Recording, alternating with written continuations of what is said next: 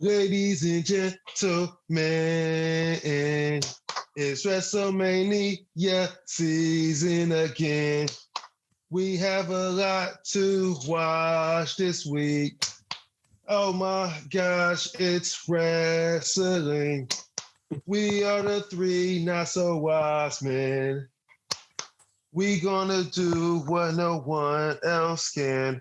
My dogs don't like me clapping, so I'ma go. Ladies and gentlemen, children of all ages, three and not so wise men are presented by Late Bloomers and GOB, and we got the man with the WrestleMania in the background, Mr. Audie. And we got the all about boom, the birthday boy, Chris Hines. Hello, baby. How are you doing? And they got me, the boy with the future Hall of Famers, Rick and Scott Steiner in my background, because let me kick my dogs out because they're already annoying me. Bishi. But yeah. I don't know.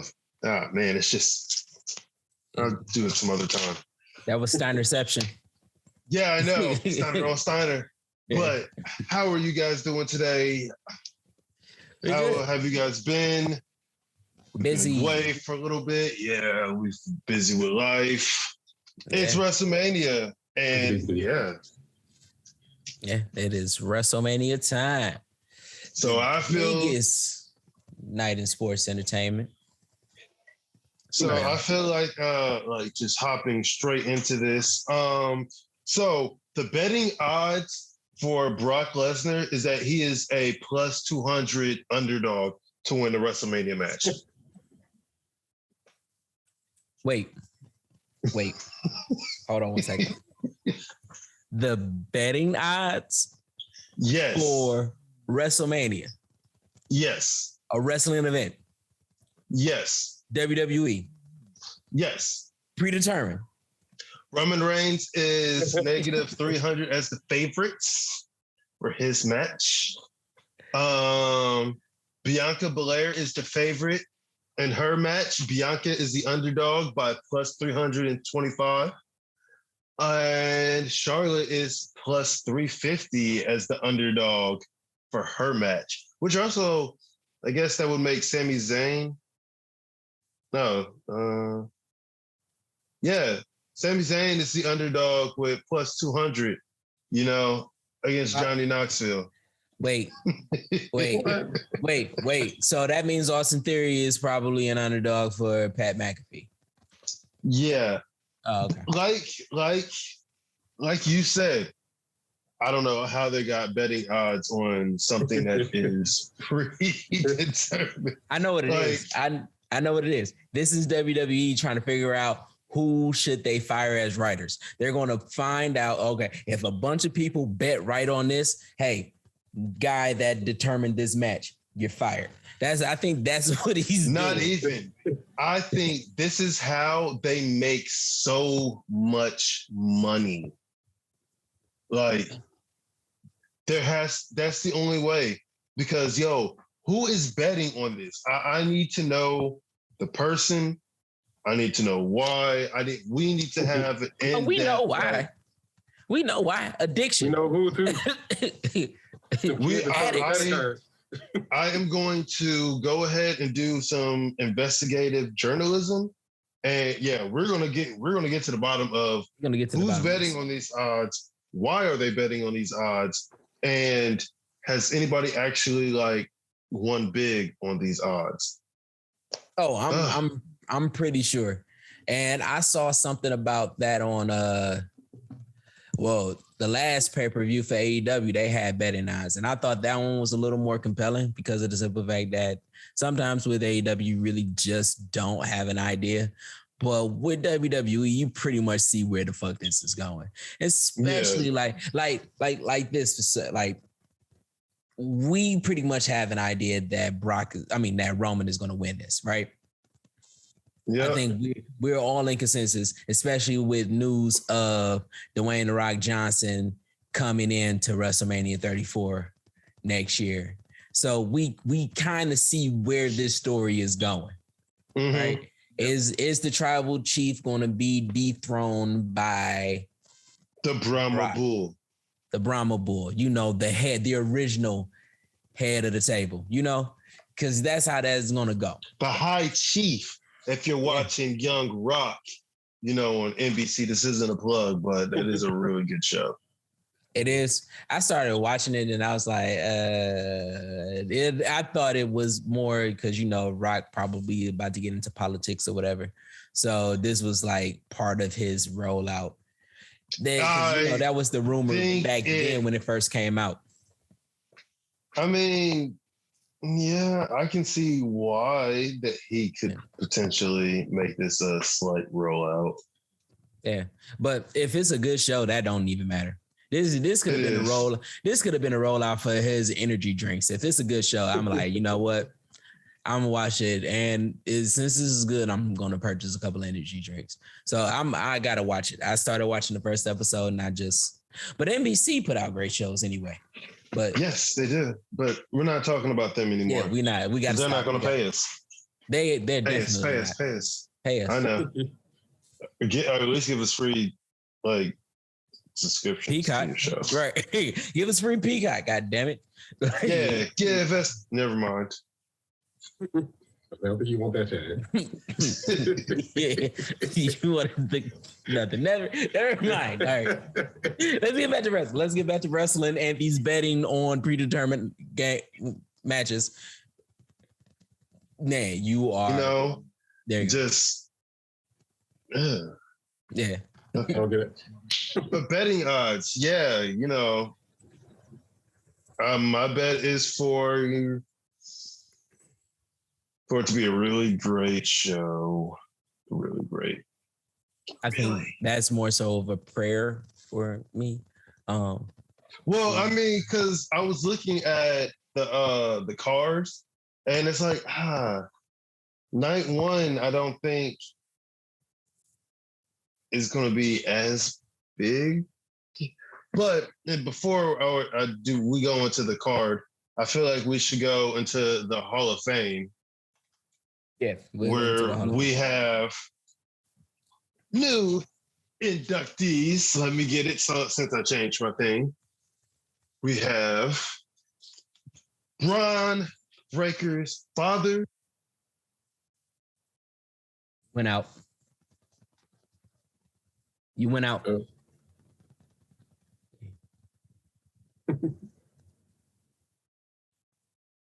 Got it. All right.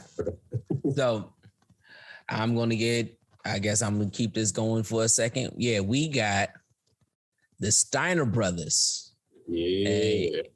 They are being inducted into the Hall of Fame. Listen, I'm going to wait until he get back on the status, but this is a big deal. There we go. Yeah. He's right back. Right back like you left something. All right. Can you hear me now? Yes. All right. So, congratulations to the new inductees. Here we go. WCW. Man. Rick and Scott Steiner. Michigans. They went to the University of Michigan, it. They used to show their pride for the Michigan Wolverines. My favorite team. It's okay if it's not everybody else's cup of tea. This guy over here. Yeah. But congratulations to them. And I will say this. Boogs needs to drop Shinsuke for when Bron Breakker comes up to the main roster, and those two together could be the new versions of the Steiners. So wait, I see it. I mean, I get it because of how the look and them being a powerhouse. What would they be called? The Breakers! don't know about that one, but You said the Boog Breakers? Yeah. That the Boogs Breakers. Like, okay. All right. Or they can ain't Boog's first name Rick. Yep. All right, then you just change guys back, Braun Breaker's lad back to his original name, and you can just call it Rick Steiner. His offshoot cousin. Yeah, or shit, we in kayfabe. They change names every day. Yeah. Or let's just keep it in kayfabe. We just found out that Rick Boogs is part Steiner. Yeah, you can call him Steiner brothers. This is half brother, the Steiner brothers. So the reason why, so the Hall of Fame is just a glorified gimmick. Let's just call a spade a spade. They use it so they can hold the rights to people's names ish. So I can see them actually going around and changing their names to the Steiners. Yeah. I can see that happening. So, and I honestly, I probably wouldn't be mad at it, but I love Rick Boogs and Shinsuke together. I do love them together. Like, Shinsuke and Rick Boogs shows you that the power of rock can heal all. Like, but no. Yeah, but I mean, Shinsuke held the IC title for a lot of days, and with Boogs, he did about a nothing. About the same about a nothing that Ricochet and Finn Balor are doing with their titles, because they are not in WrestleMania on none of the days. Not day one, not day two, none of them. You know where they're at? We don't know they're at. They're on WrestleMania, SmackDown, and the Andre Hub Giant Memorial Battle Royal, on this stupid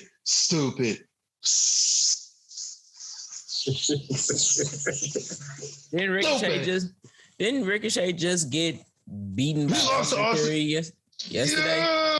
3 minutes. Yeah, 3 minutes. Mr. Perfect. His birthday is rolling in his grave. Yeah. I tweeted that. I was like, yeah. Yeah, Like, that was just bad.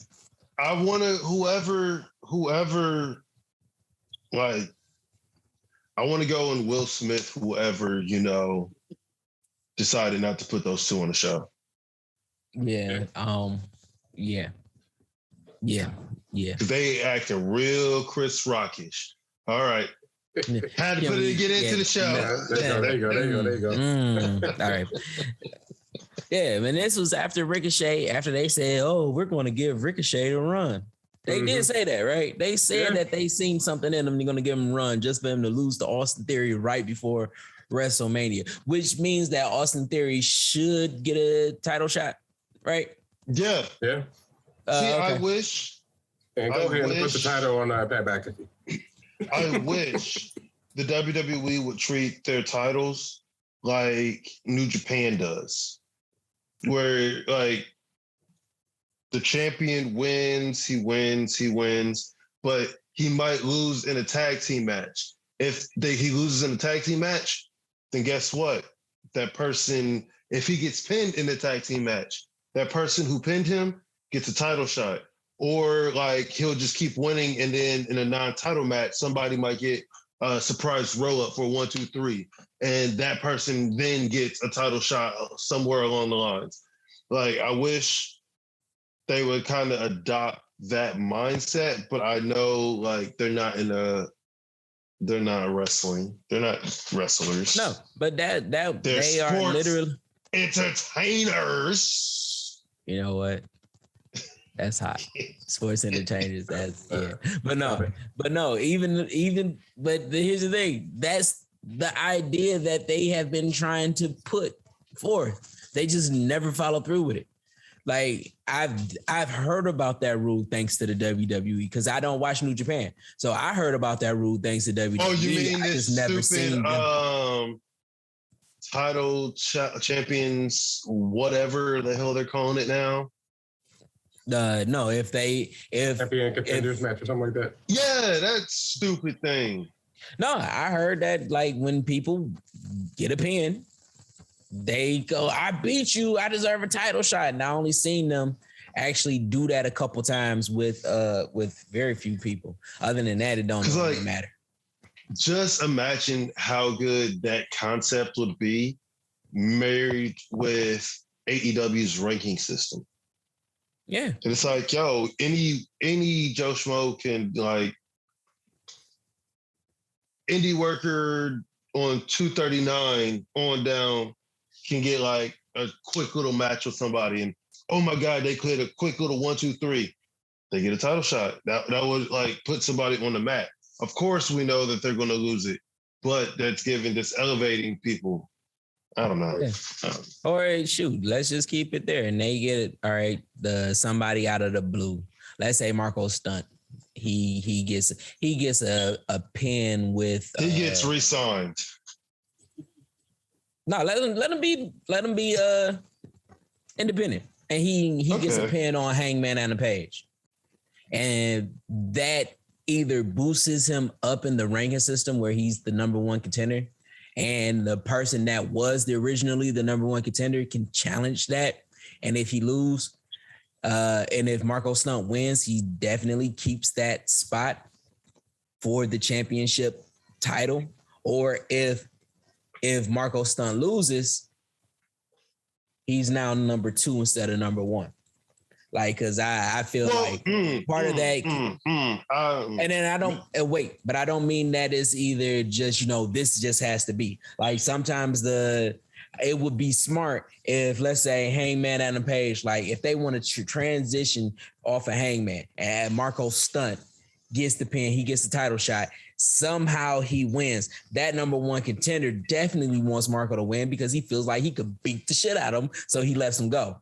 But what if he says, no, I don't want to win that way. I want to do a triple threat. We both number 1 contenders. I was number 1 contenders. You win. Let's get this triple threat match going. That depends on if it is babyface as the top contender or heel as the top contender. That's where that would come in. But also, I would say it'd be more like college football, where it's like, oh, if you beat the number 1 contender, they then lose their number 1 contender spot, but the person who wins doesn't gain it. They just kind of move up like college football. Yeah, no, but I'm talking about you beat the champion. You beat Hangman Adam Page. Okay. Marco beat Hangman Adam Page. It can go one of 3 different ways. I'll let you win, and then I'll take the belt off of you, or we do a triple threat match, or I'll challenge you for the number 1 spot, and we can do like that. That'd be a lot of interesting ways of keeping that going. Because even if it's like some stories where, let's say, Ricky Starks, and we got this whole story going on with Ricky Starks and Keith Lee, right? Let's say Ricky Starks is actually the number 1 contender, and he got a match with Hangman Adam Page, but Keith Lee wins, beats Hangman Adam Page, and he gets that number 1 spot. Ricky Starks is gonna be like, nah, I want to beat your ass. Let me get the number 1 spot. I'm gonna challenge you for this. And it could be like that, or it can be where people don't really have a story, or Powerhouse Hobbs beat Hangman Adam Page. Now they in a triple threat match, which is technically a handicap match, and Powerhouse Hobbs gets the win, and now there's a story of an inbreeding feud. Like, there's a lot of different ways that it can go, but we are way off track. Yeah, I was starting to look at them like, wait, we're talking about the WWE Hall of Fame. How do we even get it always comes back. All right. I'm shut up. Going back to what we're saying, congratulations to the Steiner brothers. We also have Queen Charmel, who is joining the Hall of Fame. Yeah. Super nice woman who I haven't had the pleasure of meeting, but from what I've told, she's just an amazing woman. We also have, obviously, The Undertaker, who growing up was my favorite wrestler. So congratulations to him. We have Shad Gaspard winning the the Ultimate Warrior Award. R.I.P. to that man. R.I.P. I definitely hope JTG is there to honor him and his family. Who else? I think those are the only people. Vader. Oh yeah. My bad. How could I forget? It's time. It's Vader.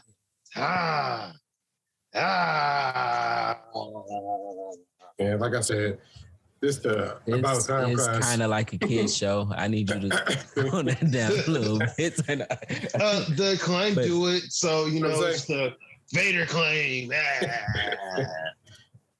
Man, I love the Acclaim. Let's stay on the Hall of Fame. All right, I want to give a round of applause to Michigan because we are having a great year. The Steiner brothers making it into the Hall of Fame, even though, and this is the crazy part, wasn't Scott Steiner banned? Yes. and oh my God, they're giving him a hot mic. Yes. Ooh, let's see if he's gonna bring the Steiner map. Let's see if Triple H or Stephen here in the crowd. Man, this will be the first Hall of Fame I watched in a long time. Which, my God, I'm honestly, it's going to be difficult for me to watch that because it's going to be right after SmackDown. It's going on around the same time as Rampage. Oh boy. And I'm thinking about moments and just Hall of Fame moments. Just want a little side note because we've been gone for a couple of weeks. RIP to the bad guy. Yes. We haven't had a chance to say that. And you talk about Undertaker was your favorite wrestler growing up. Razor Ramon, the bad guy, was my favorite. Oh God. Go ahead. Oh no, I'm just giving him all the praises in the world because he is literally the first villain that I've cheered for. That was just a cool person. Yeah. I seen the picture that you have with him. He would come to the our school every once in a while. He lived with my trainer and Larry Zbyszko at the time. And he was always there giving advice and was extremely brilliant when it came to knowing the wrestling business and what made sense. And he was always one of his things was he would never hit his finisher if he wasn't going to win. Yep. He was the only one that truly protects his finish. And that's most protected something that him and Kenny Omega, I think, has the most protected finish. Yeah, there's only one person that kicked out of Kenny's, and that was his former tag team partner. Kota Ibushi. Yeah. But yeah. No. Two people have. I forget the second though. Okay. Well, I'm not Chris would probably know. The name will probably pop up for him. You don't remember? Nope. All right. Because it was before I think Kota did it. Okay, that's probably way early in his career then. Yeah. But I think Booker T is going to enshrine Sharmell. Sorry, had Carmella on the run. I think Vince is doing the Undertaker. Yeah. Vader. I don't know. Hopefully JTG. And yeah, that's it. So we don't know who's inducting the Steiners? Probably their his son, I would say. Braun, yeah. Yeah, I would say Braun to do it. Man, because also I want to see Buff Bagwell up there. Because Buff is going to be Buff's at DDP's house. Yeah, I know. I've been following him on Twitter. So yeah. But I miss Buff. I was gonna say after Braun Breaker wins the NXT title, but the NXT Stand and Deliver is on Saturday afternoon at noon. Saturday's gonna be a long day. Yeah, and I'm supposed to be heading down there. I mean, I'm not getting in anything. I'm just going down there trying to get some fan reactions, see if I can sneak in for a little bit. But I'm gonna be working and everything, so it's like I won't be making it to the Hall of Fame ceremony because I'm gonna be at work. I'm gonna be trying to be down there early in the morning now because of the whole NXT doing day. Man, y'all work the day shift? No, that ain't cool. And then you still have like the indie shows that are in the area as well. Got a lot of indie shows, like man, and I'm really excited, and I still haven't purchased my ticket for the one with Simon Miller. I'm gonna get there though. I'm gonna go to the door and try to get in and everything, but because it's a 2-day event, I gotta go both days to see which one he's at because I didn't see it on the list on the card. Yeah, that's when we just gotta keep bombarding him with messages like, Simon Miller, where are you going to be? Simon Miller. What day? Kevin Skip is what we want. We want to cheer. All up in the tum-tums. All of make us feel fuzzy in our tum-tums. And I can't wait because I've been promoting him getting he should be getting a shot. No, at the TNT Championship TNT title shot. AEW goes to the UK. Yeah. Man. Scorpio Sky said, no more open challenges.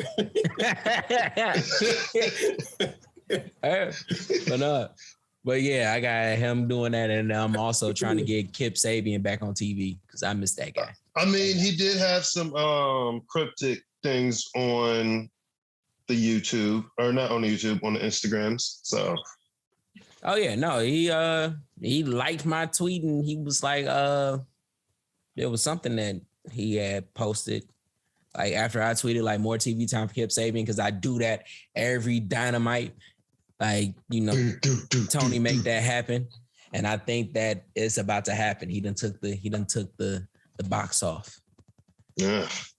Well, to diverge really quickly from anything, can't really say anything AEW because they own the company, but diverge a little ways from WWE during WrestleMania weekend. I believe it is the same. What day is it? I think it's Saturday. Saturday at 8. Whoa. Wow. Whoa.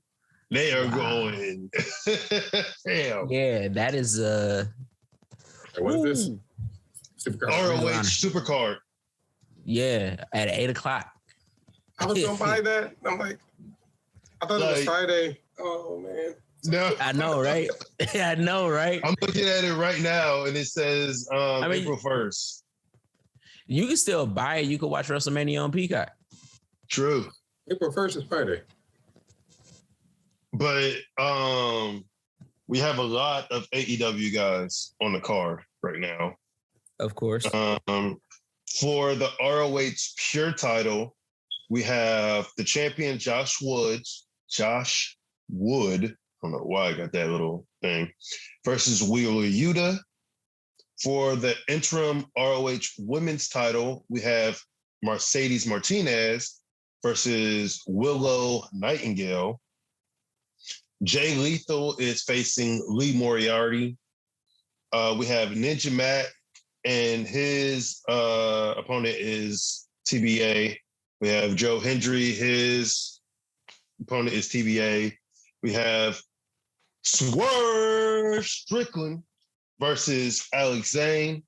We have the Briscoe brothers versus FTR for the ROH Tag Team Championship match.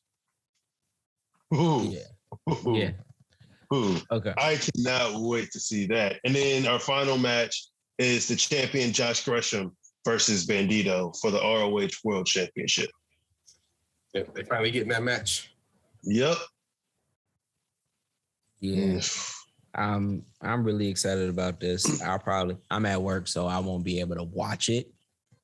I was trying to find a way to go, but because my job can't hire another replacement supervisor quick enough, I'm still stuck on third. So I can't go. I have every opportunity to go. So I'm heartbroken. I really want to cry. I wanted to watch them boys fight FTR and see them become a face, because I believe that this is going to be part of that whole thing. But yeah, oh man. And I was wondering, let me stop on the AEW thing. Let me just Ring of Honor. Let's talk about the matches. Let's talk about it. Okay, first one. Which one do you want to talk about?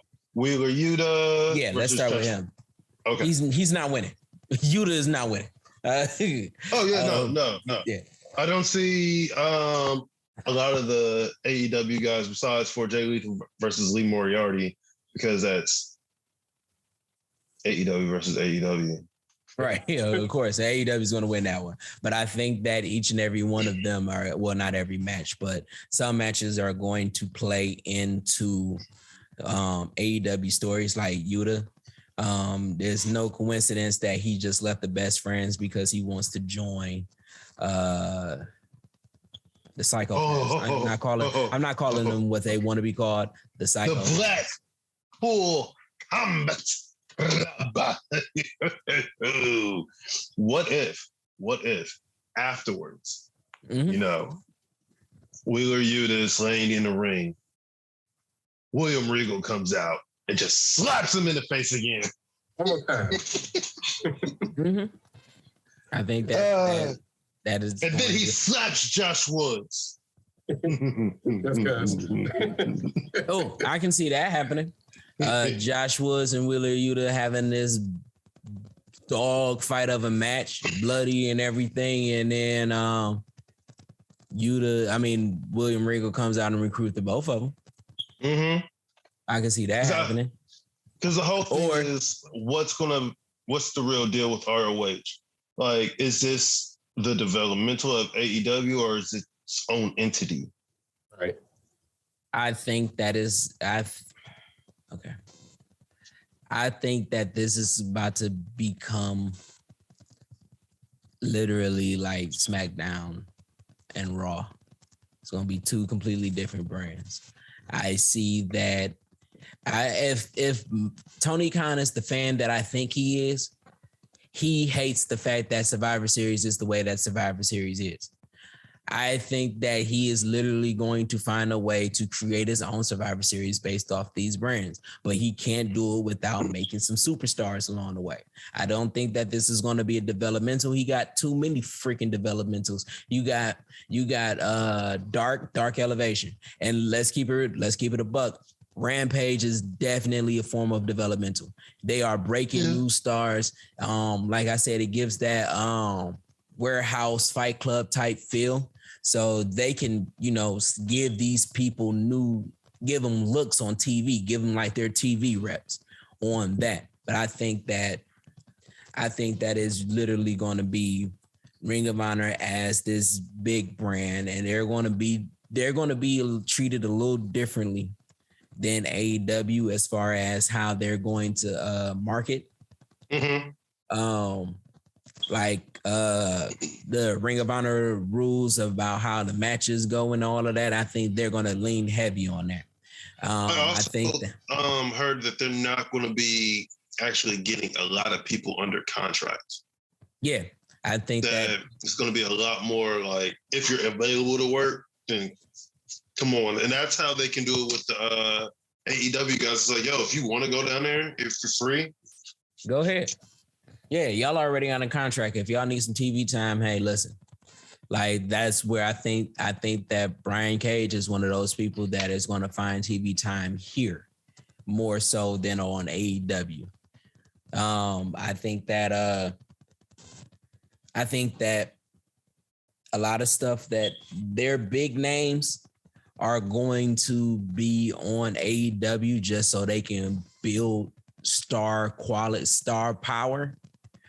And then they're going to go back when Kenny Omega became champion on Impact, because a lot of fans follow Kenny. A lot of people followed him to Impact. They're going to do that in the sense of that with Ring of Honor, but I don't think that they're going to take championships off of these stars because some of these stars are already established. I think that they're going to add validity in some form of pay-per-view, because I can honestly see Tony Khan do a Survivor Series type build up. I mean, technically, they haven't worked with Impact Wrestling since Christian. So what if they do something? Because they're also in talking relationships with DDT. So they can do an actual like worlds collide, world war, war. And I think that a lot of that is going to come into play. I mean, the whole Japan, this can be the wrestling world war. So is the WWW 1, WWW 2. And I think they have talks with some I think CMLL. Shit, they still got the double A championship. Like Triple A. Triple A. It's my fault. I keep saying double A, but they do have the Triple A championship. So you got the Lucha, you got the strong style, you got the star power of Ring of Honor, and you got the star power of AEW, the grittiness of Ring of Honor. Like you got all of these worlds collide, and then you got even though they let Joey Janela go, he still have that relationship for Game Changer Wrestling. Like he can still pop up on like ROH maybe. Yeah. So you got all of these things, and if they even just start off with Ring of Honor being the first one that they do as a pay-per-view, and it's Ring of Honor versus AEW, I believe that there's going to be some big names on Ring of Honor that you just seriously thought wasn't going to win against some AEW people, that they're not going to be like, okay, since Raw is the big name right now, since that is the biggest star power, they're going to dominate. SmackDown, you're going to dominate later. It's going to be Ring of Honor. Hey, Heyman Adam Page versus Gresham. Gresham, you don't know who's going to win on that. And if Gresham wins, think about what that does, especially if it's a match like a Bryan Danielson Hangman match, or even the grittiness of the Lance Archer Hangman match, where it's like you don't think that it's going to win, but they going to put it on the dog ass match, and Gresham actually wins. Oh, that adds some validity to Ring of Honor, So the battle, then the battle of the belts holds different weight once it started happening. Like, that's where I also can see a lot more of like ROH being showcased on AEW TV is at the battle of the belts. It's like, oh, somebody from AEW wants to battle for one of their belts, or somebody from ROH wants to come, or somebody from one of the other thing. So they don't even need that. Battle of the Belts. And with Battle of the Belt, but honestly, I think Battle of the Belts can be the start of it. And that can be where the story starts to slow burn. Cause this is just, we Ring of Honor is April 1st, 14 days later is Battle of the Belt. Like there's some shit that can go on in that time. And that could be the start of the slow burn of a world war. A wrestling world war. So I'm really excited about it. But they definitely got to call it something else now. Yeah, definitely. I do like when worlds collide. The universe of power. Yeah. The wrestling universe of power. Yeah, there you go. The professional wrestling universe of power. Yep. I'm going to get it eventually. Yeah, we'll figure it out. Why? Just gonna come back at the end of this episode. All right, but So back to you. We think that you Willow Nightingale and Mercedes Martinez. I see them giving it to Willow because I can see them giving it to Mercedes for a little bit. Yeah, I'm because seeing that it's an interim title, I can see them making her the interim champion and then somebody coming in taking it off of her. Oh no, because Deonna Purrazzo is the ROH champion. Yeah, she's the ROH Women's Champion, but she can't be there because Impact also has a show that day. Right. And she's already, and Tony Khan doesn't want her to be on 2 shows back to back like that. Yeah, so that's why I can see them giving it to Mercedes and then elevating Deonna with the win over Mercedes. Yeah, I can see that. And hopefully she just wears 1 belt because she already has 2. Yeah, I'm gonna leave that whole 2-belt situation on because it just got gross. It got very, very gross. It got gross and still weird because I'm the co-champion. It's like, I'm gonna co-whoop you. I'm gonna go whoop your ass, and you can go have me in your mouth now. What type of was that? Like that was okay. Let's Ring of Honor because I got a lot of that was just disgusting. Ring of Honor. We have the Briscoe brothers, them boys versus FTR, them guys. Is this for a title shot? I mean, is this for a championship? It's just a match. It's for the ROH Tag Team Championship. It is? Oh my God. Yep. Oh my God. I can't see. Okay, listen. If I can't predict if FTR wins that, it's gonna be so crazy. I can't more of if FTR wins, we riot, like type of mentality in there. And if they win, I see them rolling out of the ring and just fighting people to get the fuck out.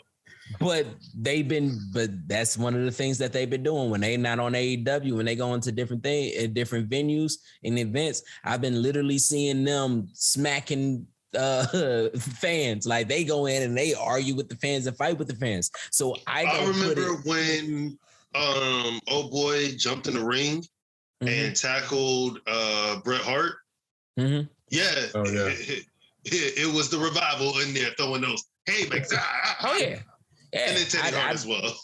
Yeah, but I mean, like in the recent years, them fighting as they are entering the ring and all of that, getting into actual physical altercations with fans, and a lot of that could be staged, but you couple that with them winning and having to fight to get out because it's going to go crazy. I see them literally doing that. I think that heat would, I won't say that I see them doing that, but if they did, I would be excited and wouldn't really be surprised because that type of heat for them probably works for the moment. But I do see the Briscoe Bros winning. I do see them. I see them. I definitely see the Briscoes keeping their title. Granted, they can't get on, AEW because a very, very, which I understand where the executive is coming from, but very too woke of, person high up there probably needs to go take a nap. Won't let, them boys into AEW when, we have other people. Okay, question. Yes. Question. Yes. Now, do you think that could possibly be a work? No. Because just it would behoove Tony if he's going to build that brand to be a legitimate brand and not a developmental brand. It would behoove Tony to keep them boys who have a lot of star power right now, especially because of the feud with FTR, have a lot of star power to keep them there to keep Ring of Honor legit. So for them to say, man, we would love to, but we got this executive saying that we can't, even though they're the same company, of operating under two different names, you know? Well, no, that's kind of different because it's not. ROH isn't on TNT or TBS syndication, so for that reason, that executive has no say. I mean, I understand that, but I'm saying like because everything that goes on with wrestling and all of the pitfalls of everybody that is on that roster, from domestic disturbances, there's a lot of stuff that goes on in there. I'm not even going to get into what they got on there. So, so the idea of them saying, all right, all of this is acceptable, this one thing isn't acceptable, I think that would be, I mean, if it's not a work, I completely understand. If it is a work, I'm just looking at it from the perspective of it could be a work because of the fact of where it all depends on where Tony is going with it.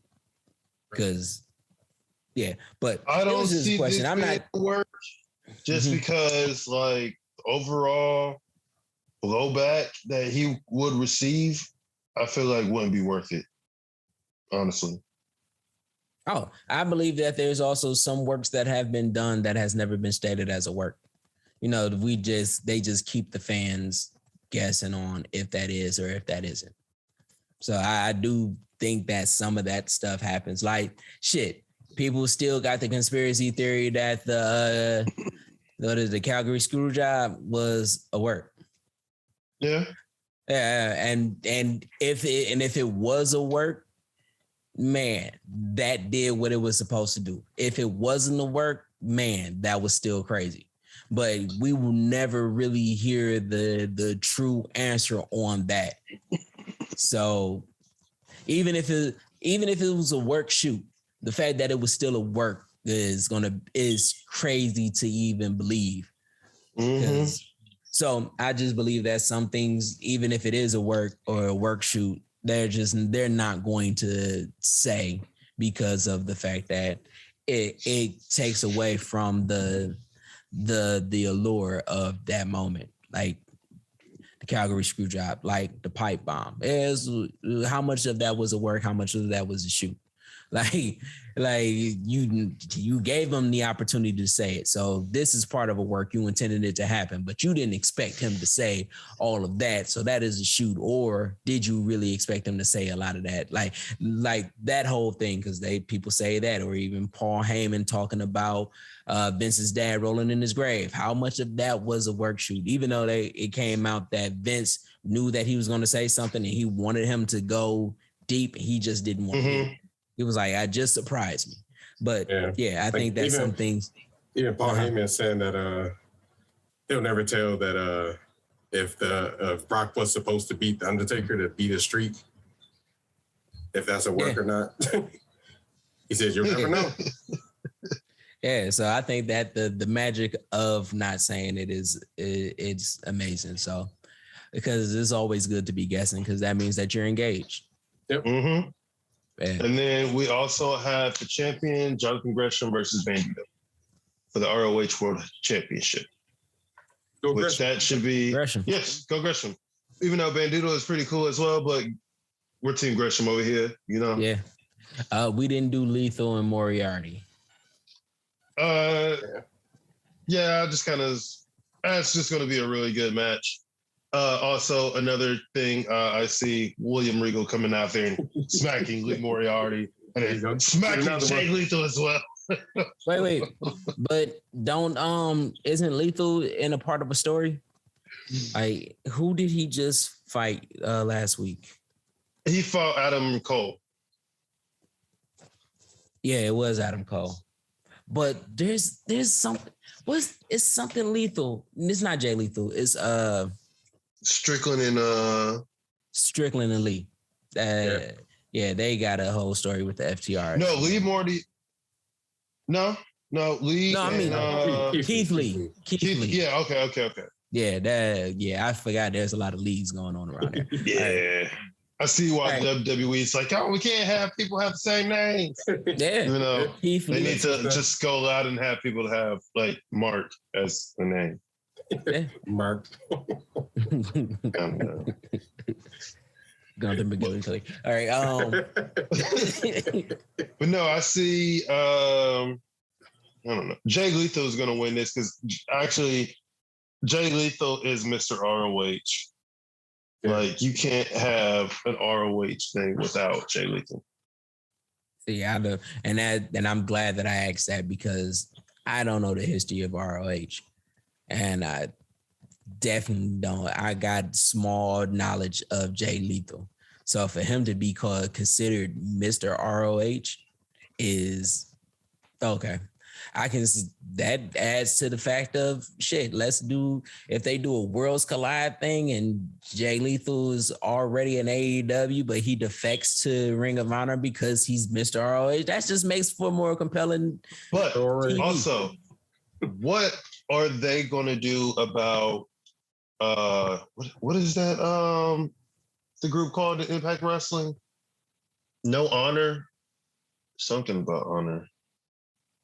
It's a bunch of ROH guys who have gone over to Impact. So it's like, do they join in with ROH or do they just align with themselves and be like, oh no, we're our own thing. We don't align with ROH or Impact Wrestling. We are the new NW. Fuck you. Ooh, ooh, ooh, ooh, ooh. Yeah. Okay, I'm now convinced that it's not just me that extends this over an hour. Yeah, but no, if they did that, it'd be amazing. I mean, I'm just loving wrestling right now. This is some of the best time. As far as just pure enjoyment, and let's get rid of the shock value. I think this time period is competitively better than Attitude Era. Oh yeah. Yes. Like yes. That.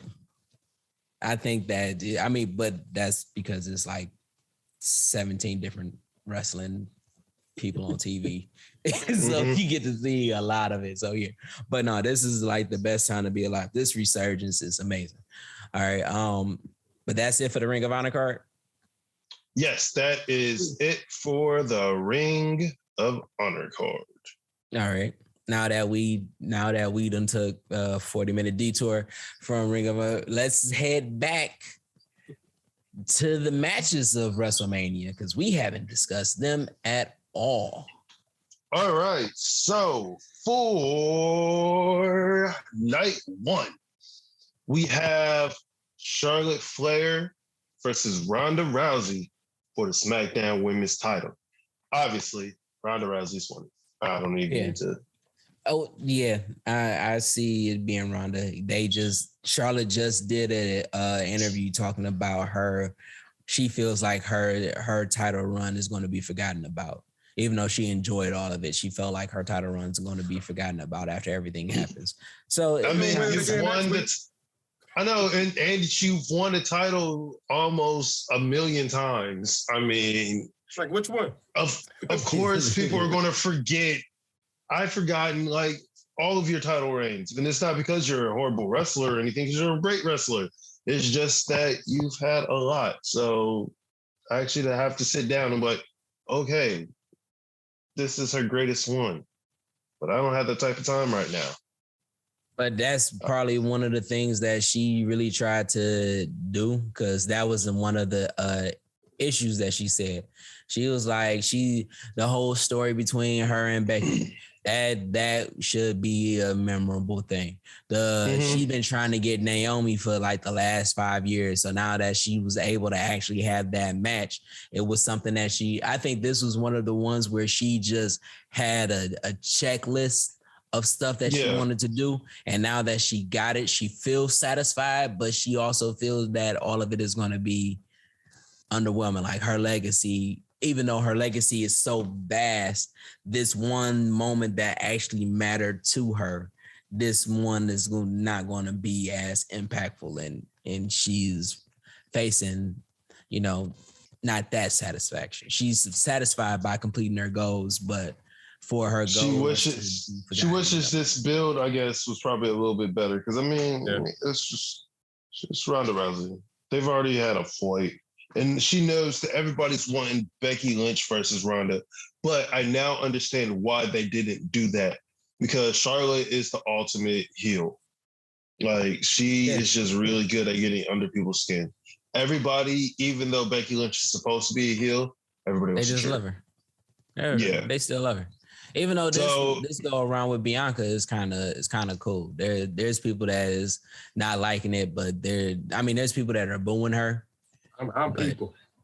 It's not a lot. Well, I guess we should go ahead and switch to that, because Becky Lynch versus Bianca Belair for the Raw Women's title is also on night one. Wait, hold on. Whoa. Both of them are on night one? Both of them are on night one. I could have sworn, wait, wasn't one of them supposed to actually be closing out night one? Supposed to be Charlotte and Ronda. To close out night one. They're closing it out by being the last wrestling show. Yeah. But I think it's Kevin Owens and Stone Cold. They do that whole main event thing weird. Like, they consider their main events to be the last bit, like the last segment. The last 10, 20 minutes of the hour is considered a main event to them. I've realized that watching them. Because I've always been or they just say, oh, we're just considering you guys the main event because we know you're the reason why people are coming to the shows. I don't know. Right. Like the whole thing when they had, what was it, The Rock and Hogan, but then they had Jericho. I think it was Jericho Triple H. Yeah, as the main event. Jericho and Triple H was supposed to be the main event, but it was The Rock and Hogan that stole it was a lot of energy that was lost on that because it was the match right before it. So it was like, damn, they done took a lot of the air out because of this spectacle, and we're supposed to be the main event and everybody already dead. This is not what's supposed to happen. Okay. I think Bianca Belair is going to win. Oh, I wanted to. I want her to get her comeuppance. And honestly, you don't gotta cry about it, Chris. You don't have to cry about it. I had something in my eye. No, but I'm gonna say this. If Bianca Belair wins, the whole story starting from SummerSlam makes it all worth it. Yep, completely validates it, man. Because if not, all of this shit is a joke. Artist dead. As Bo Burnham like to say, art is dead, wrestling's not real, and none of it matters. Yeah, I completely understand that. The next match is the Usos taking on Shinsuke Nakamura and Rick Biggs for the SmackDown Tag Team Championship. I can't wait to see that match. I see them giving it to Shinsuke and Ricky Biggs. Well, unless they bring their brother up to interfere in the match, and then he becomes a part of the day ones. See, when he be like day two? Day late. Yeah. He'd be Veer.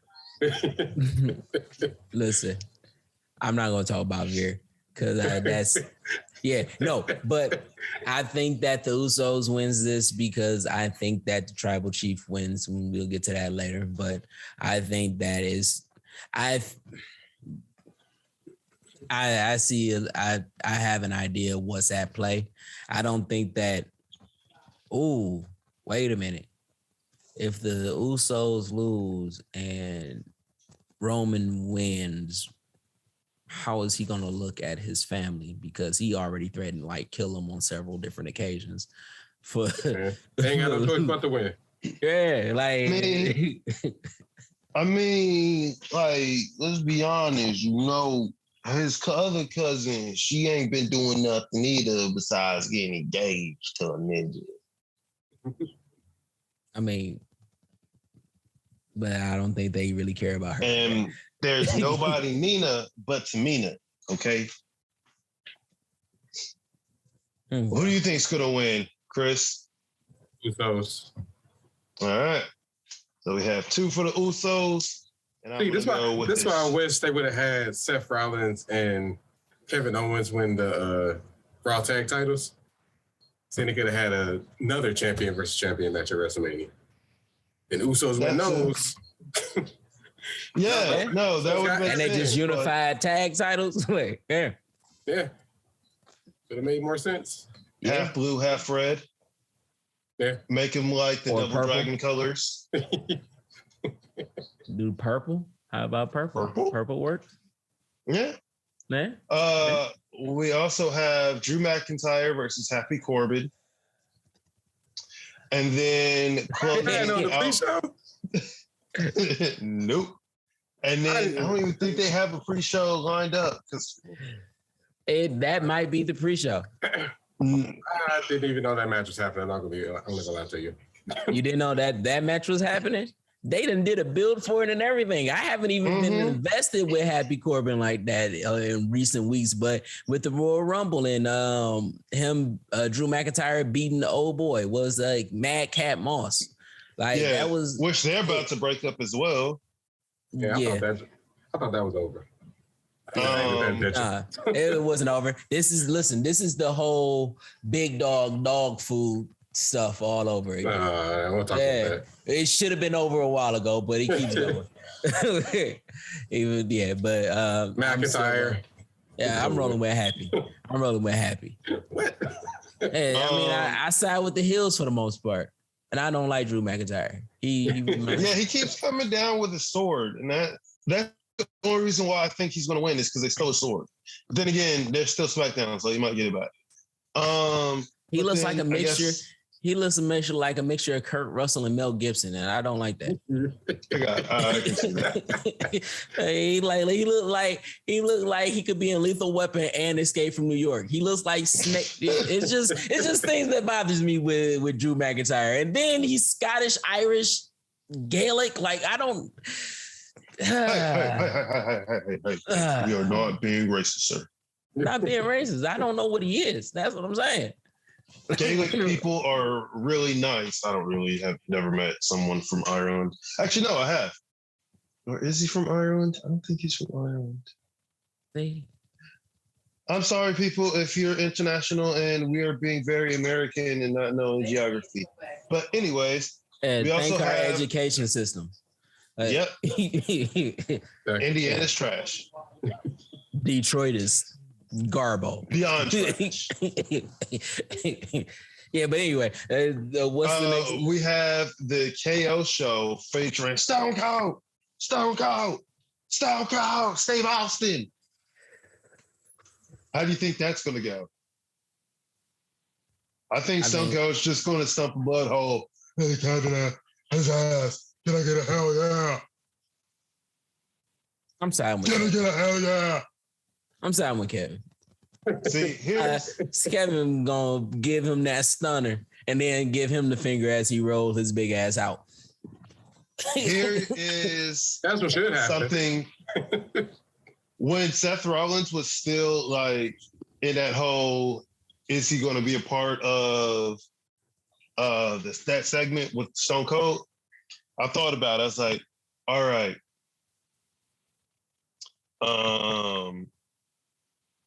Stone Cold comes out. He's out there. All of a sudden, Seth Rollins and Kevin Owens are beating up Stone Cold. All of a sudden, who comes down? Cody Rhodes comes down there, clears the ring. They're about to share a beer before Stone Cold can stun him, turns him around, grabs him. Cody Rhodes hits Stone Cold with the crossroads. And that sets up the match for night 2, because that's where we're at now. The thing, actually, no, they don't have where his matches. Oh, I think Seth's match is on Saturday. Yeah, Seth match is still on night one. So yeah, we have Seth Rollins versus mystery opponent. Nah, Gabe Stevenson. The Fiend. Dustin. Like, it could be anybody at this point. I really don't. Braun Strowman. Man. Ryback. Control your own narrative, people. Ryback. EC3. Go ahead, throw him in there. They good. Hey, but no, I don't know how that match is going to go. I'm very... Look, WWE has trained me to know that Vince does not like outside people. So it's like, yeah, he makes people from NXT lose when they first get there. So why wouldn't he try to make, Cody Rhodes lose when he first get there? But then it's like, Cody Rhodes is going to be like, hell no. I'm not about to lose my first night. Do you realize at WrestleMania? Do you realize that I am the draw in this moment? Like, like a lot of people is literally watching. It's like, I don't care if you're the draw. Night one. You get out there and take the pin. All right. Oh, you would. That's nasty. Freaking Rollins. It is nasty. Just ended night one with boos because Cody gets squashed. Like, he gets squashed. But no, I'm walking out. What if he leaves with boos because, he's technically an AEW guy coming into WWE? No. They're going to cheer for Cody. They are at this point where Cody is the tension of the idea of him coming out is so big that the pop is going to be phenomenal for him, right? And what just for him to get squashed? Come out. If he doesn't come out, whoever's coming out getting booed. Not unless it's like a big name. They're just going to switch it for Veer. If it's Veer, wait. If it's Veer might get a pop. Veer might get a pop. This running joke has been going on for so. He might straight to booze. Yeah, but I think anybody coming out. I think that if it's not, let's see, what would be a big name? I know Road Dogg is back wrestling, but he ain't. X-Pac is back. Those ain't big enough names for this. Who could be a big name? There's nobody but Cody, especially that's free right now. Cardona? He ain't coming back. He's not free. I'd say he probably running shows all up this week. He's in Dallas, yes. Yeah. Because Impact is running shows, but yeah, he ain't about to do that. I don't know. I'm trying to just think of if there's somebody that they can bring out to make it big for him. Because I don't see anybody but Cody. Anybody else would be a disappointment. Yeah. I'm trying to figure out who else could it be. I mean, if they bring the Ultimo Dragon out of there, pull him out of the rabbit hole, I would be like, man, that's amazing. But that ain't. He's been done retired. So Ultimo Dragon, I loved him. I loved hated him in WCW. Yeah. But then I loved him in WWE. But we're going off track again. And while you try to figure out a bigger person than Cody Rhodes, we're going to mosey on down to night 2 of WrestleMania. That is going to be a disappointment. Finish premium live pay-per-view event. You just gave me a word. All right, this whole thing is supposed to be stupendous. Cody does not come out. It's going to be the stupidest wrestling event ever. Like, this is dumb. Everything's gonna be a disappointment. Damn. On night 2. Let's go to night 2. We have RK Bro versus the Street Profits versus Alpha Academy. Now, triple threat tag team match for the Raw Tag Team Championships. That ain't it. Who wins? Does Randy Orton try to turn heel on Riddle, but then Riddle turns heel on him? Shush, please. Yeah, go ahead and get back to Chad Gable. That's what I would do. I am siding with the Street Profits, even though I know the likelihood is bad. But they gave them a little bit of an edge. Yeah. Thank you. Wait. Serious Montez Ford is my favorite Montez Ford. Wait. I haven't seen like the beginning of any of what is it, the A-Team, whatever they're called. Chad Gable. Alpha Academy. Yeah, I haven't seen a lot of their stuff because I've been fucking busy. But they're saying shush, please. So wait, they're stealing from Peter Avalon and Leva Bates. They're stealing from them. Man, if I was Peter I'd sue the shit out of him. Peter Avalon is no longer under character or contracts. Yeah, but he can still sue because that was his gimmick. Bless you. Yeah, I just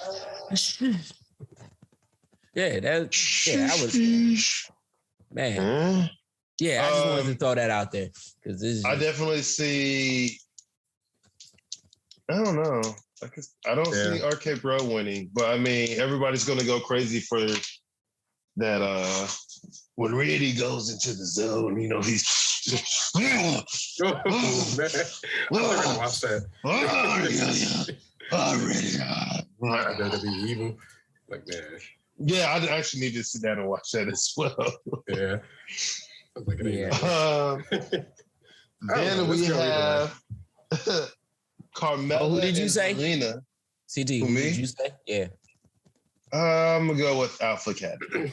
Yeah. All right. So Alpha Academy, Street Profits. All right. Yeah. We have Carmella and Zelina versus Sasha Banks and Naomi versus Natalya and Shayna Baszler. Let me not get her name except for she gonna come for you. Yeah, she gonna versus Liv Morgan and Rhea. I actually think they're going to give it to Rhea Ripley and Liv Morgan because they look like more of a tag team than any of the other teams. They do, but I also think that the star power of Sasha and Naomi. That's the only other ones. And honestly, with either one of them, I wouldn't be mad. We already established the fact the Carmella Queen Zelina breaking up happening very soon with the whole she being distracted by Corey Graves and all of that. And they broke up, but then came back together the same night.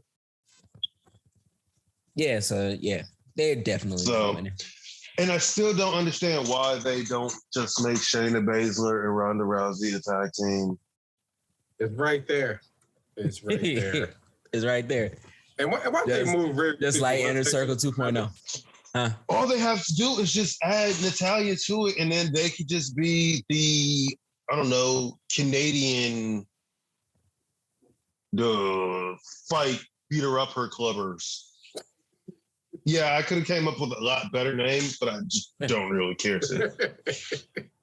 Just call them the Fight Club. Girl fight. It's about, and they can use that as the single, as the intro. We're about to swing them. We're about to throw them balls. Yeah. We ain't getting paid to sing. I hope it's about they to be don't sue me. Yeah, they could definitely call them girl fight and have that as the intro. I mean, the entrance. That'd be amazing. As a matter of fact, we got to figure a way to copyright that. So if that should ever happen, that'd be our come up. All right. At the Gaddis. Who do y'all think is gonna win? I'm going with Sasha and Naomi. That's who I'm going with too. Sasha and Naomi. So I should always bet on the queens, but this time I'm gonna bet on the people, Liv Morgan and Rhea Ripley, because they have this little aesthetic that I can see a lot of guys in the back just like, ooh, yes. Yo, let's talk about where I say the same thing about Sasha and Naomi. Just Yeah, but no, they're and again, I wouldn't be mad with Rhea and Liv, but yeah, even their relationship towards each other is like it's a cute relationship. But then again, Sasha and Naomi were team bad, and they are still bad. Yeah. Is it bad? No, Rihanna song definitely get me talking. Nope, yeah. Good. We also have Sami Zayn versus Johnny Knoxville. Okay, all I'm gonna say is I'm gonna get a Sami Zayn forever shirt. I see Sami Zayn just beating the shit out of Johnny Knoxville, and then somehow like. Man, if he loses, turn the show off. But if I want him to go back to his conspiracy theory. I want him to come out with the documentary because this would be a perfect part for it. This could bring him back to it. Excuse me. Okay. But I still do want Sami to win. Yes. Just out of principle. Yeah. Granted, that's going to make what I say next very oxymoronic. But I want Pat McAfee to beat Austin Theory. I mean, but Pat McAfee, as I've seen since y'all been showing me, is Pat McAfee is legit. Johnny Knoxville is Johnny Knoxville is Johnny Knoxville. A glorified stunt double. Yep. Yeah, but Pat McAfee. Ooh, that match could be so good. That's gonna be good. You know what? Wait, just going back to Johnny Knoxville and Sami Zayn. I think that that is actually going to be a good match. I'm going to put that down as a good match. I don't think it's going to be a bad match because Sami Zayn's in it. Yeah. But I see it just being like, because I can see that actually be a cinematic match, actually. I think they stopped the cinematic match. I think that is one thing that they was like, we've done it. Yeah, no, I know that. No, they haven't done it worse. But I mean, yeah, I know why they're not going to do it, but I can see them doing it because you know that I think it's like a no holds bar match. Yeah, which is another reason why I think that is going to be a good match because honestly, you're going to put Johnny Knoxville in his wheelhouse. He takes bumps. And he's not afraid. I literally went down the Johnny Knoxville rabbit hole during the Royal Rumble time about this dude and his lack of fear. Like literally, we know how crazy some of the people from Jackass is, and you would think that the nigga with the face tat of his own face on his back. What is his name? Steve-O. Y'all, people would think that Steve-O is the craziest one out of all of them, right? That's what I thought. No, Johnny Knoxville is literally the craziest one out of all of them. The day that one of them where they let off a fucking non-lethal mine, they exploded a non-lethal mine. You would literally see Johnny Knoxville being the only person with no safety protection on, and all he did was cover his mouth and his balls just to make sure that those two things wouldn't hurt. And after it exploded, like you could see some damage on his body. He was like, "Did he get the face? Oh, then we good, baby." He literally shot himself. I mean, he is just to prove a point. And crazy. Yeah, but what I'm saying to you is that lack of fear, if he's putting that in actually training on wrestling and they're going to make this a no-holds-barred match, him being willing to take bumps that a lot of people will be afraid to take is going to turn this, it's going to make it crazy. Like how people just did. Jim Cornette is not going to like this match. Let's just say it like that. Well, Jim Cornette doesn't like anything that. I'm saying that man ain't never happy. Yeah. I was about to say he ain't like anything that involves women's rights. Like anything that involves post civil rights movement, he don't like it. Possibly. And I love Jim Cornette. I'm sorry, I love Jim Cornette, but yeah. But yeah, going back to the Pat McAfee Austin Theory match. Yeah. That's going to be a sleeper match. Like, people are going to be sleeping on it, and it's going to be a banger. Oh, we're doing that? Then I'm definitely putting Sami Zayn and Johnny Knoxville as a sleeper match. Boom. Does Pat McAfee do the pedigree? Ooh. And also the question is, who's going to be the first person to use the pedigree? Who's going to be the first person to use the pedigree as their new finisher? Yeah, because Triple H is not here anymore. Yes. Yeah, don't say it like that. Yeah, sorry, my bad. Yeah, He is retired. I didn't want to say it. I didn't mean to say it like he died. Well, wait. Before we go to Triple H, we still need to get the rest of these matches. Oh no, we are. You have AJ Styles versus Edge. AJ. Yeah. AJ. Okay. Yeah. But I see them for old people. And I say that in the nicest way.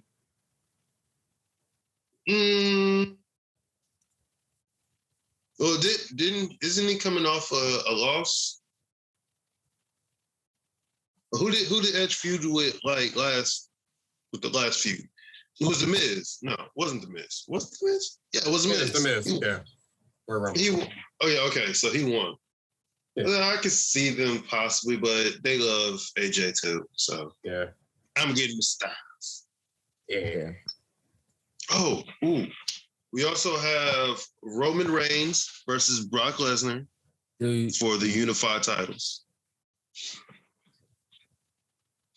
Roman. I just bought me a God mode shirt. But I see it's gonna be here in 2 days. I see that going a good 45 minutes. Ooh. A good 45. If not, at the least 30. Yeah, it's gonna be Roman coming down to the ring. Because you know the Usos are going to come down. Yep. And then something's going to happen and God is going to interfere for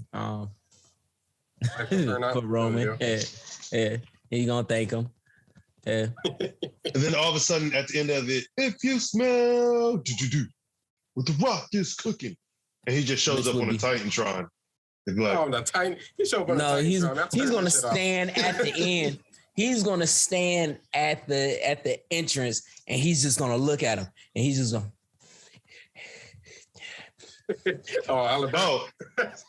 I do have two matches that I did forget to bring up. One was because it was announced. One was announced yesterday. Bobby Lashley versus Omos. All right. I want to say that I think that this would have been a great match. Like this would have been good for Bobby and Omos if it wasn't so freaking soon.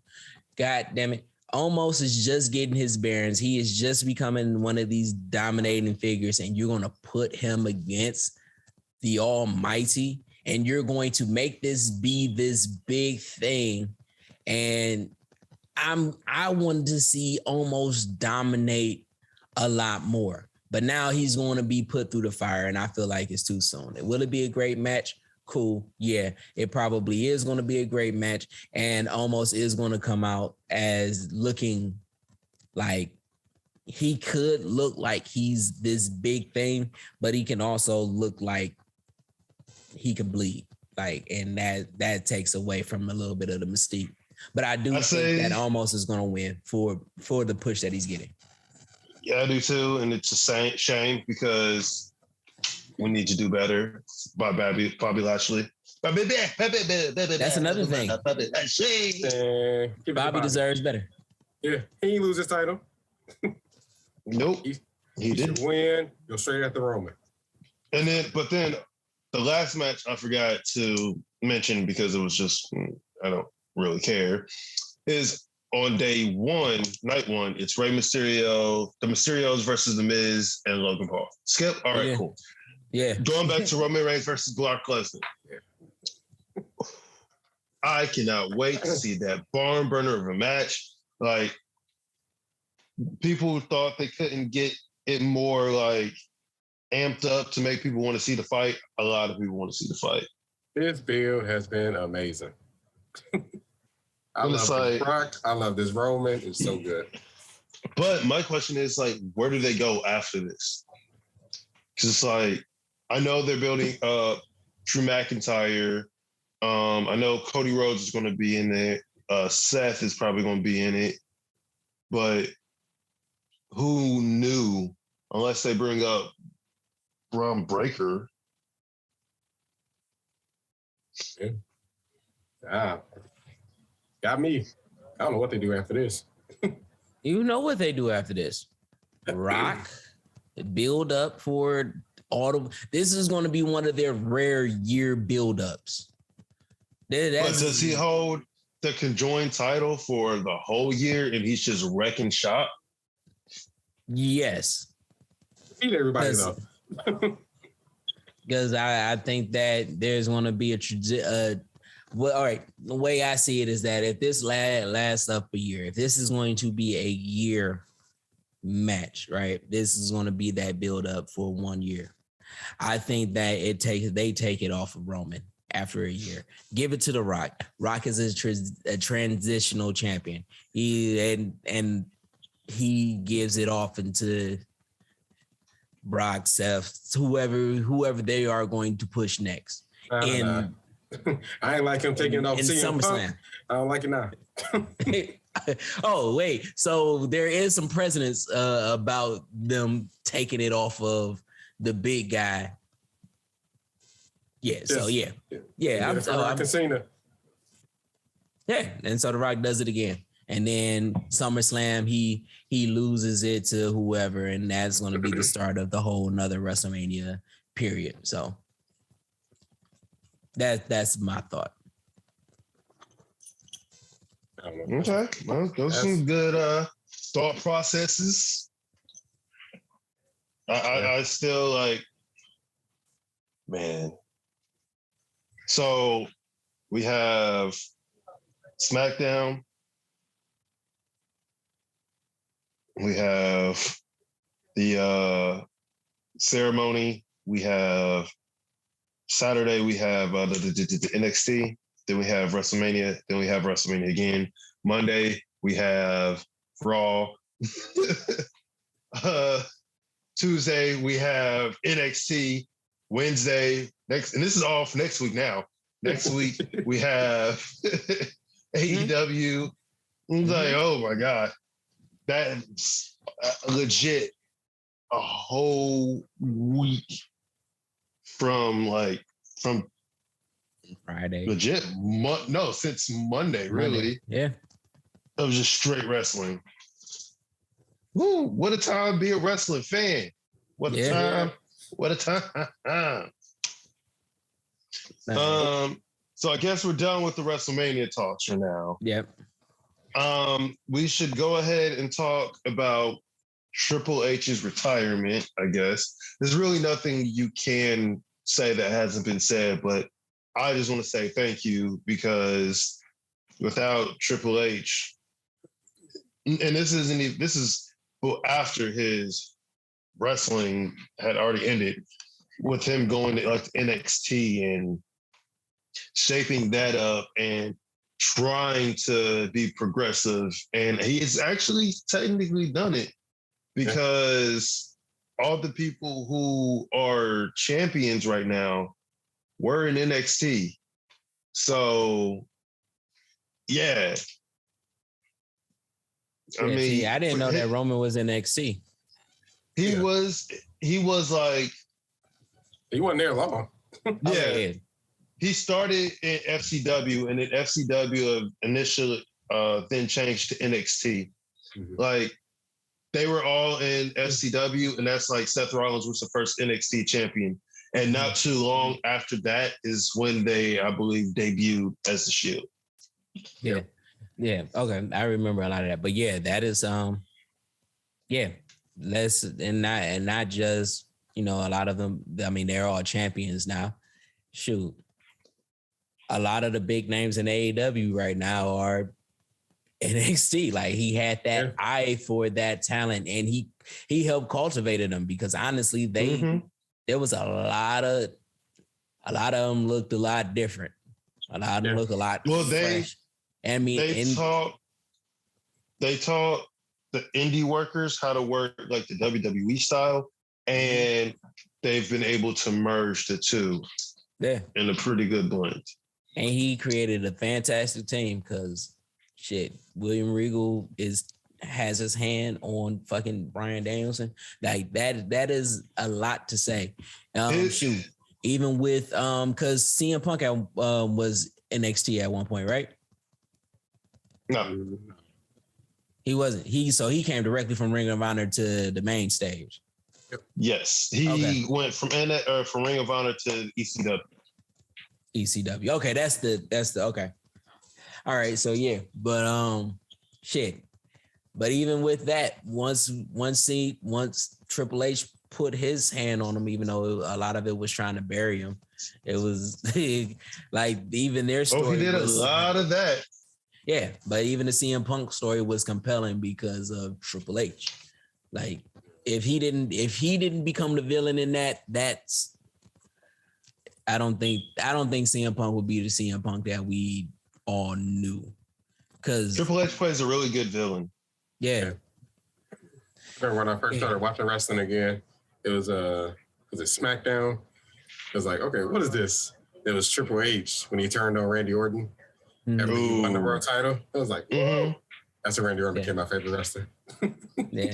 I was like, get up, Randy. You gotta fight this man. Shit, man. Even him being part of that faction that had Randy Orton, he took a lot of people up under his he took a lot of people up under his wing and turned them into stars. Yep. I mean, and he was, and honestly, at what point was Triple H number one in WWE?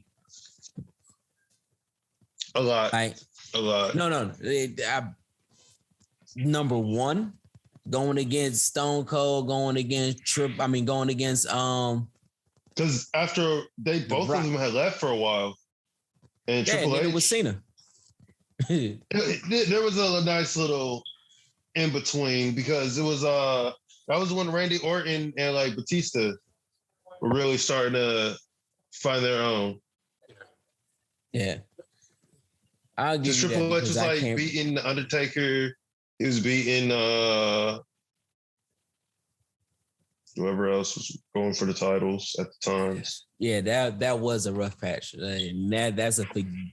Honestly, I can't really remember. Oh yeah, beating the Goldbergs, the Scott Steiners. Yeah, you know that area is a rough area. Okay, yeah. So I can't remember. Oh yeah, I do. But yeah, I remember. Yeah. Oh, and then I guess again, thank you, Triple H. Definitely like. That's just that's how I feel. Like what I did is I thought about myself, my body more. It's really hard to give something up, but unlike my situation, he was legit close to dying. So he has like a defibrillator in his chest now. So yeah, he's never wrestling again. Yeah, as much as it's sad, it's still like, yo, he's still here and he still can put his mark on the WWE and wrestling world in general. And talking about somebody else who's leaving a mark, you know, he's got a little smack on his hand from his little boss, MJF, you know, doing interviews and not telling people who does he think he is? MJF. The four pillars. Yeah. MJF. Warlow might not work ungrateful for bastard. AEW. Okay. Warlow might not, but MJF does. Listen, with that interview, he just brought some more revenue to AEW. You're welcome, Tony. And let's not talk about Warlow and his unappreciative ass. All that he done. if it wasn't for that man, if it wasn't for that man, what would Wardlow be? Right, exactly. Can't nobody defend that one. Like, yeah. If it wasn't for MJF, Wardlow would just be some nigga. Yeah, I mean, you're not wrong. Yeah, so thank you. You might not hear it from Wardlow, but thank you, MJF, for giving us Wardlow. Because, well, I mean, yeah, I don't know. I don't know. I really don't know. Listen, he is keeping the lights on at AEW right now. Really, the lights on? Yes, he is. I think keeping the lights. CM Punk is keeping the lights on. He's not keeping. I think D-Bride. He was about to. Matter of fact, I'll give you Bryan Danielson. But CM Punk was losing a little bit of steam until MJF put his hands on him. Here, dog collar. I'm gonna get you all emotional. I'm gonna get you over. I'm gonna do all of that. That's the greatness of MJF. God. I'm gonna go ahead and agree to disagree. So we both agree that you're wrong. All right. As long as we both agree that you're wrong. Got it. But mm-hmm. It's good thinking. Great thinking. Yeah. Sorry. I'm looking up stuff. Yeah, because there's not really much of anything else to talk about other than since we are in WrestleMania weekend or WrestleMania week, we all know that besides AEW, everybody is going to be doing shows around WrestleMania. So we got a lot of indie shows that is going on. And I'm excited because I'm in the Dallas area. So there's some places that I'm gonna try to get to, even if it's not anywhere near. Even if it's not anywhere near the Superdome in Dallas. Some of the events that are going on in Dallas during WrestleMania week is WrestleCon. That is actually happening. It's going to be at the Fairmount. It's going to be in Fairmount, Dallas. Fairmount, Dallas, in Dallas, Texas. It's $40 to get in there. That's going to be on the 31st, starting at 5. I'm going to try to get my way down there. New Japan meet and greet at WrestleCon. That is going on. Ooh. Yeah. Major League Wrestling is doing the TV taping. Ooh. They're doing the TV taping, the Intimidation Games. That is going to be at Gillies in Dallas. That's $10 to get in, which is a nice freaking price. Yeah, so we got a few. We got WrestleMania. There's a VIP party thanks to Kevin Nash going on. This is why I want to be in Dallas. Like, I'm so happy that I'm here. I'm about to see if I can get here at Gillies. So around Major League Wrestling, there's also going to have Kevin Nash around there doing parties. Ric Flair has a party. The Aztec Underground, that's going on at Gillies on Friday at 2 p.m. There's a lot. Hey, I was just talking about Ultimo Dragon. He's going to be at WrestleCon with Sonny Ono.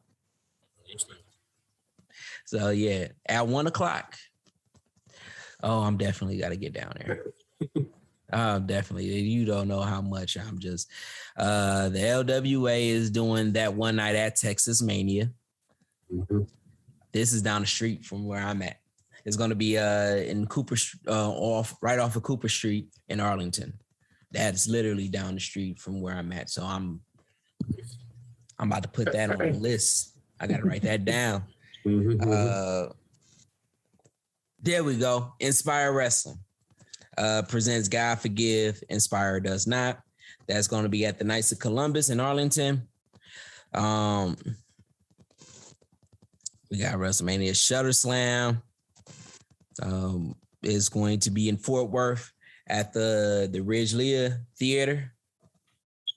It's just a lot. It's like 61 pages of all of this. Texas Showdown, the Sherry Martel Classic. That's going to be at the Southern Junction in Irving. So if you can't make it to Arlington and you still want to see some wrestling, Irving got the Texas Showdown. That's going to be at the Southern Junction in Texas. So I still got to get to Fairmount. WrestleCon is going to be crazy. Yeah.